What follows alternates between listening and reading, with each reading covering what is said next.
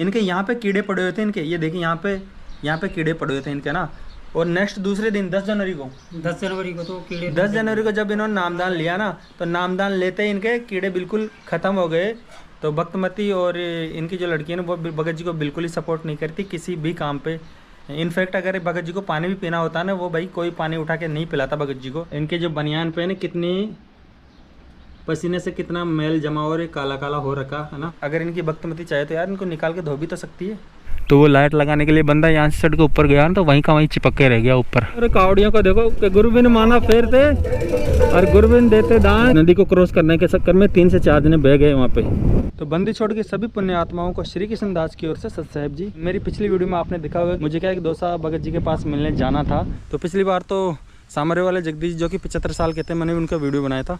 उनकी तबीयत ख़राब होने के चक्कर में हम जा नहीं सके वहाँ पे। इस बार मैंने कजोड़ी भगत जी को बोला, जो कि बिलुपुरा के रहने वाले हैं।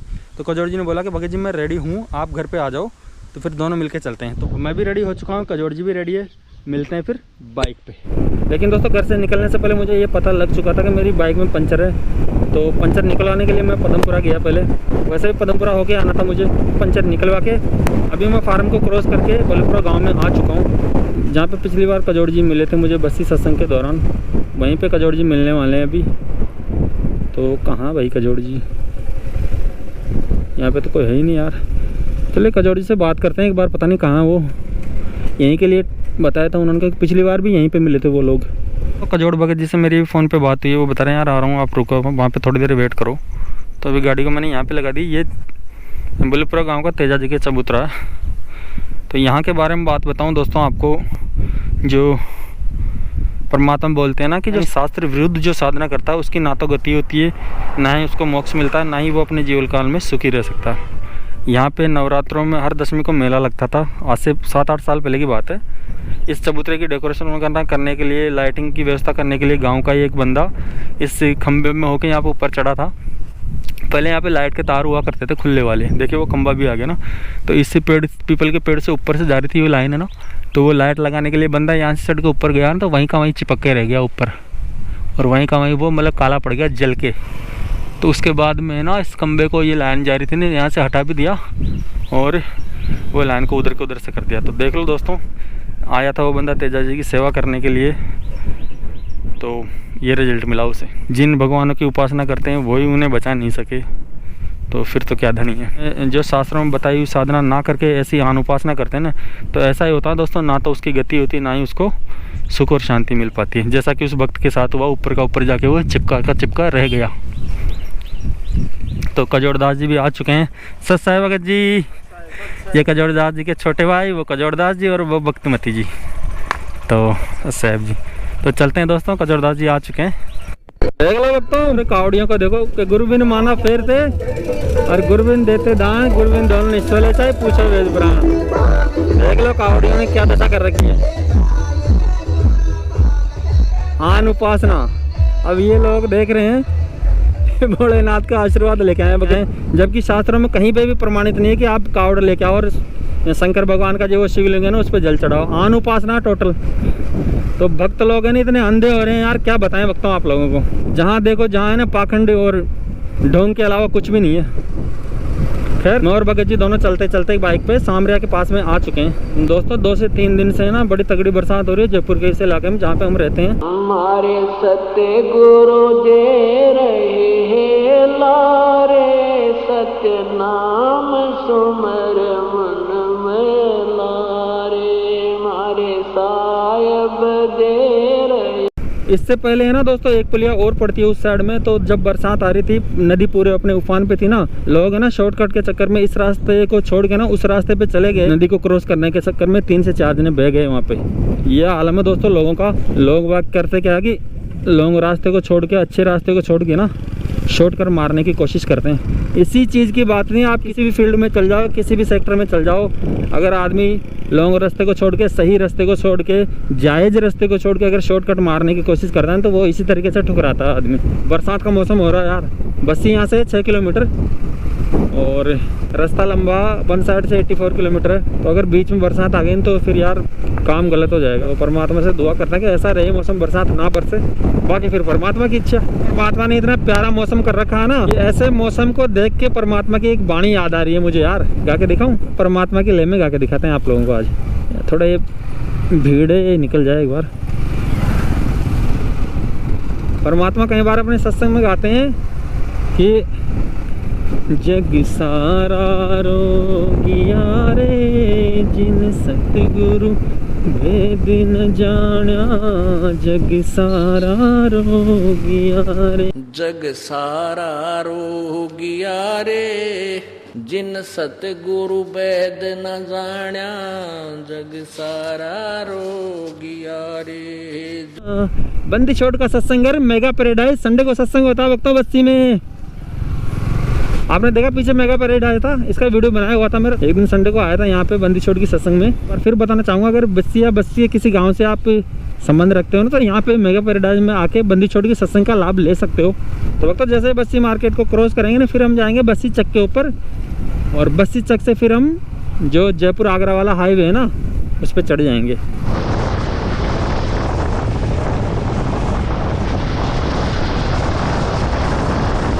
तो वक्तों बस्ती से 7 से 8 किलोमीटर चल के राजा दो करके टोल प्लाजा यहाँ पे आ चुके हैं। मोर भगत जी दोनों हो रहे हैं। आइए आपको टोल प्लाजा का व्यू बताता हूँ। ये देखिए राजा दो करके टोल प्लाजा है ये। तो अब यहाँ से निकलते हुए चलते हैं आगे।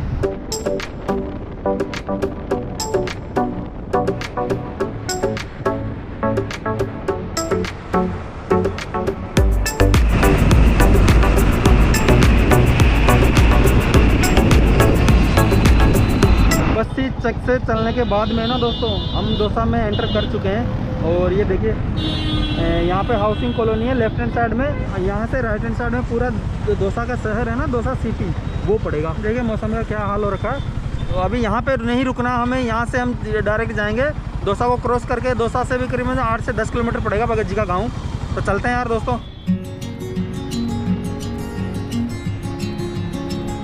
और अभी मैंने 360 भी लगा दिया है यहाँ पे, क्योंकि यार कुछ क्लिपिंग 360 वाले कैमरे की भी लेना जरूरी है आप लोगों के लिए। ठीक है, मेरे लेफ्ट हैंड साइड पे 3 बंदे हैं ना स्कूल वाले, पीछे बार बार मुड़ के देख रहे हैं यार। पता नहीं कोई अजीब बात देख लिया क्या इन लोगों ने। ये देख सकते हैं आप लोग। खैर जो नई जनरेशन के बच्चे होते हैं ना दोस्तों, उनके बीच में एक्साइटमेंट होता है यार, कोई नई चीज़ देखते हैं तो उसी एक्साइटमेंट के चलते ये बंदे भी देख रहे थे पीछे।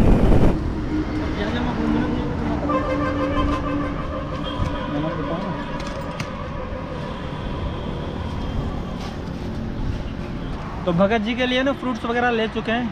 अब यहाँ से रवाना होते हैं भगत जी के घर पे। जिस मोड़ से हमने भगत जी के लिए फ्रूट्स वगैरह लिए थे ना, उस मोड़ से हम आगरा रोड को छोड़ के ना अंदर घुस चुके हैं। अभी यहाँ से जो भगत जी का घर है ना, वो देखिए 5 किलोमीटर बता रहा नेट। वो सीधा तो है नहीं यार, अब गाँव की रोड में घूमता हुआ जाना पड़ेगा यहाँ से।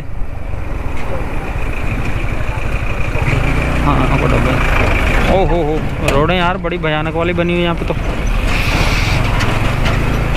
ऐसा है होता है दोस्तों, जो गांव की रोड है ना, उन पे कोई ध्यान तो देता नहीं है गवर्नमेंट वाले। बना दी तो बना दी, नहीं अगर टूटी फूटी पड़ी है तो टूटी फूटी पड़ी है, कोई संभाल नहीं है। क्योंकि अगर यही इसी जगह अगर हाईवे होता ना, तो इसकी सार संभाल होती ढंग से। देख लो भाई गांव के रोडों की हालत। परेशान है यार, वक्त से वक्त मिलने के लिए कहीं भी जा सकता है भगत जी, है क्या जोड़ी भगत जी? सही बात है। वक्त जब वक्त से मिलने जाता है तो वो किसी भी परिस्थिति में और किसी भी माहौल में जा सकता है, क्योंकि वक्त आपस में गुरु भाई होते हैं।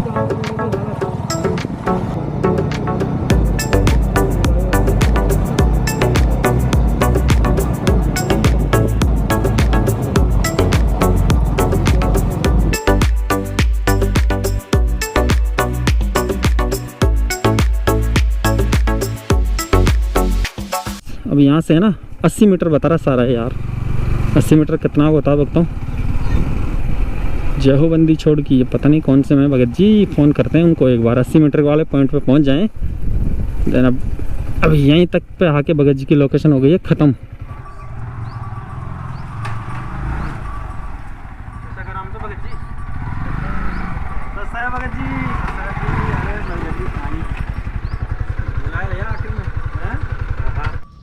तो भक्तों अपने घर से 84 से 85 किलोमीटर चल के दौसा के धनावड़ गांव में जगदीश भगत जी के घर पे आ चुके हैं हम लोग, मैं और कजोड़ जी। और यहाँ पे आके यहाँ पे बाइक पार्क कर दिए। ये भगत जी का घर है। और देखो इनके घर में घुसते ही है ना बंदी छोड़ का तस्वीर देखने को मिली है मैं। ये देखिए सत साहिब जी। और जैसे इनके घर में एंटर करेंगे तो यहाँ पे मेरे पीछे सत साहिब लिखा हुआ। यहाँ पे बंदी छोड़ की फ़ोटो वगैरह लगाई है इन्होंने, है ना। यहाँ पे फ़ोटो ये भगत जी बैठे जिनसे मिलने आए हैं। और यहाँ पे रहते हैं भगत जी इस कमरे में। तो आइए दोस्तों अब इनसे बैठ के मिल के बात करने की कोशिश करते हैं कि ये जो इनके साथ मिसहैपनिंग हो रखी है ना, इनके हाथ कटे हुए हैं दोनों, तो ये मिसहैपनिंग कैसे हुई और फिर कैसे ये परमात्मा की शरण में आए। फिर मिल के बात करते हैं भगत जी से।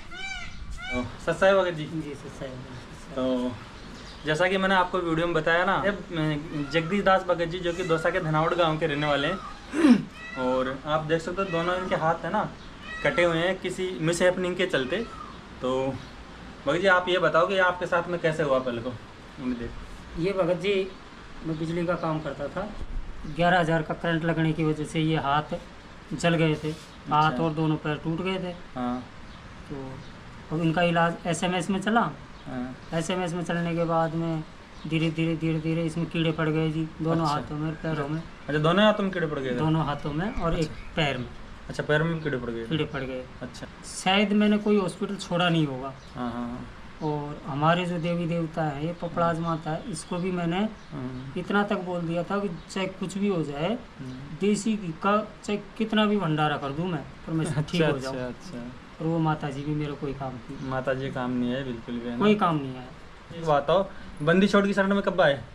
देखो बंदी छोड़ की शरण में तो मैं जानता तो पहले से भी था। अच्छा। पर इतना विश्वास नहीं था। फिर लास्ट में जाके जब मैं पूरा हॉस्पिटल शहर इनसे भी मैं दूर हो गया और वो कीड़े खत्म नहीं हुए, तब मेरे पास एक पुस्तक रखी हुई थी। कौन सी वाली? ज्ञान गंगा। अच्छा ज्ञान गंगा रखी थी आपके पास? तो उसमें से मैं नंबर लेके और कॉल करता रहा। अच्छा कहाँ पे? आश्रम में? आश्रम में। अच्छा। फिर लास्ट में परमात्मा की हुई दया 9 जनवरी 2022 को घर पे ही नामदान, पहला नाम। अच्छा मतलब आपको यहाँ घर बैठे ऑनलाइन नामदान मिला था? ऑनलाइन परमात्मा के आशीर्वाद से। हाँ क्योंकि आप मतलब वहाँ पे नामदान सेंटर पे जा नहीं सकते थे, चलने में असमर्थ थे। चल परमात्मा की रजा हुई इनके ऊपर। तो भगत जी वगैरह है ना नामदान देने वाले, घर पे आके इनको घर बैठे नामदान देके गए। और भगत जी कितना टाइम हो गया आपको नामदान लिए? 9 जनवरी 2022 को नाम लिया था। 9 जनवरी 2022 को ना 22-23 यानी कि अप्रोक्स 2 साल हो चुके हैं भगत जी को नामदान लिए हुए। अच्छा आप एक बात बताओ, नामदान लेने के बाद में आपके साथ बंदी छोड़ ने क्या क्या चमत्कार किए? जो पहला चमत्कार तो जैसे नामदान लिया मैंने 9 जनवरी 2022 को, हाँ तो 10 जनवरी को तो कीड़े ही खत्म हो गए। तो इनका कहने का मतलब कि 9 जनवरी 2022 तक है ना, ये जो हाथ दिख रहे हैं ना आपको, ये वाले देखिए, ये वाले हाथ, इनके यहाँ पे कीड़े पड़े हुए थे इनके, ये देखिए यहाँ पे कीड़े पड़े हुए थे इनके ना। और नेक्स्ट दूसरे दिन 10 जनवरी को तो कीड़े 10 जनवरी को जब इन्होंने नामदान लिया ना, तो नामदान लेते ही इनके कीड़े बिल्कुल खत्म हो गए, समाप्त हो गए। अब आप समझ सकते हो कि और बंदी छोड़ के द्वारा दिए जाने वाले नामों में कितनी ताकत और कितनी सामर्थ्य, कितनी शक्ति होती है। भगत जी और बताओ कुछ अपने बारे में। और उसके बाद आज तक तो वो कीड़े नजर नहीं आए। अच्छा। और परमात्मा की ऐसी दया हुई, इतने बड़े बड़े घाव वो भी बिना दवाई के ही ठीक हो गए। अच्छा पाँव में भी घाव थे ना आपके? पाँव में भी घाव तो आइए भक्तों के पाँव में देखते हैं। ये देखो आप, अरे यार ये देख सकते हो भक्तों, अभी भी है ना वो जो घाव हो रखा था ना भगत जी के पाँव में, उसके निशान तो अभी तक मिटे नहीं है भगत जी के। ये देखो सफ़ेद सफ़ेद हो रखा है चारों तरफ है ना। और ये भगत जी ऐसे बता रहे हैं कि इन घावों में भी कीड़े पड़ चुके थे, पाँव वाले में भी और हाथों वाले में भी कीड़े पड़ चुके थे, तो बंदी छोड़ के आशीर्वाद से ठीक हो गए।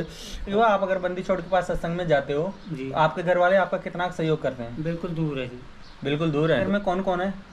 घर में 2 बच्चे हैं और घरवाली है। 2 बच्चे, एक लड़का एक लड़की होगी। हाँ। और एक भक्तमती जी होगी। हाँ। तो कोई सपोर्ट नहीं करता आपका? कोई सपोर्ट नहीं करता। एक लड़का है जो अपनी जो सेवा करता है, उसको भी रोकते हैं। अच्छा एक लड़का, मतलब भगत जी के एक लड़का और एक लड़की और एक भक्तमती है। तो भक्तमती और इनकी जो लड़की है ना, वो भगत जी को बिल्कुल ही सपोर्ट नहीं करती किसी भी काम पे। इनफैक्ट अगर भगत जी को पानी भी पीना होता है ना, वो भाई कोई पानी उठा के नहीं पिलाता भगत जी को, ये कंडीशन है। अगर इनकी सेवा करता है तो ये लड़का करता है। ये देखो भगत जी मेरे पास बैठा हुआ, भगत सच साहिब बोल दो, हाथ जोड़िए। हाँ तो बाकी रही इनकी लड़की और इनकी वाइफ भक्तमती, वो भाई बिल्कुल दूर रहते हैं इनसे, कोई सेवा वगैरह भाव नहीं है। कोई पानी वगैरह पिलाने का कोई कुछ नहीं है, ना खाना वगैरह खिलाते हैं, ना इनको नहलाते। अभी आप देख सकते हैं इनकी कंडीशन क्या है, ये देखो इनके जो बनियान पे ना कितनी पसीने से कितना मैल जमा हो, काला काला हो रखा है ना। अगर इनकी भक्तमती चाहे तो यार इनको निकाल के धो भी तो सकती है। बिल्कुल वो देखती है कि यार ये तो अलग ही बिल्कुल अलग हो गया, देवताओं को भी नहीं पूछता और कोई बार त्यौहार भी नहीं पूछता, तो इनको अलग ही पटक दिया बिल्कुल यार, कोई सपोर्ट नहीं कर रहा है बिल्कुल इन पर ना। तो खैर कोई करे ना करे, कोई साथ लगे ना लगे, भाई बंदी छोड़ का अगर आशीर्वाद है ना तो इस भवसागर से पार तो उतरना ही उतरना, भलाई कोई सपोर्ट करो भलाई ना करो। मेरा दोस्तों जयपुर से आके इन भगत जी के घर पे आके ये वीडियो बनाने का मोटिव इतना सा था, जब भगत जी हाथों से लाचार है, इनके घर में इतनी प्रॉब्लम्स है ना, फिर भी भगत जी बंदी छोड़ का नाम जप रहे हैं, बंदी छोड़ का साथ नहीं छोड़ रहे, बंदी छोड़ को हमेशा दिल में रखते हैं, बंदी छोड़ के बताए हिसाब से ये भक्ति कर रहे हैं बिना अपनी मर्यादा को खंडित किए हुए। तो आप क्यों नहीं कर सकते यार, आप भी कर सकते हो। तो मेरा वीडियो बनने का इतना मोटिव ये था कि जब ये भक्त जी भक्ति कर सकते हैं तो आप भी कर सकते हो भक्ति। तो भक्तों लेट मत करो, बंदी छोड़ का आशीर्वाद लो, बंदी छोड़ की शरण में आओ और अपने जीवन को सफल बनाओ। भगत जी आप बोलोगे इस बारे में कुछ? मेरी हालत देखो, ये दोनों हाथ और एक पैरों से विकलांग, जो मैं गुरुजी के शरण में आने के बाद मुझे इतना लाभ मिला और मैं खुद ही इतनी भक्ति कर सकता हूँ, तो आप तो खूब अट्टे कट्टे क्यों नहीं भक्ति कर सकते। और परमात्मा का लाभ लो और गुरुजी के शरण में आओ और भक्ति करो और अपना जीवन मोक्ष कराओ। हाँ, तो आम समाज में ये भ्रांतियाँ फैली हुई, ये गलत धारणाएं फैला रखी है लोगों ने, है ना, कि संत रामपाल जी महाराज तो देवताओं की भक्ति छुड़वाते हैं। भगत जी कोई भक्ति छुड़वाते हैं? देवताओं कोई नहीं छुड़वाते, नहीं, जो पहला मंत्र होता है उसमें सारे देवी देवताओं की भक्ति वो बताते हैं। ये को थोड़ा तरीका चेंज हो जाता है ना। बोलते हैं कि संत रामपाल जी महाराज भक्ति छुड़वाते हैं। देखो भक्ति कुछ नहीं छुड़वाते, यानी कि परमात्मा सही विधि के अनुसार भक्ति करवाते हैं। परमात्मा कहते हैं कि तीनों देव कमल दल बसे, ब्रह्मा विष्णु महेश, प्रथम इनकी वंदना फिर ले सतगुरु उपदेश। तो परमात्मा क्या है कि सही विधि के अनुसार भक्ति बताते हैं, तो इसी से लाभ मिलता है। और अपन जो ये मनमानी आचरण करते हैं उससे कोई कुछ भी लाभ नहीं मिलता। तो परमात्मा की शरण में आओ और अपना जीवन सफल बनाओ।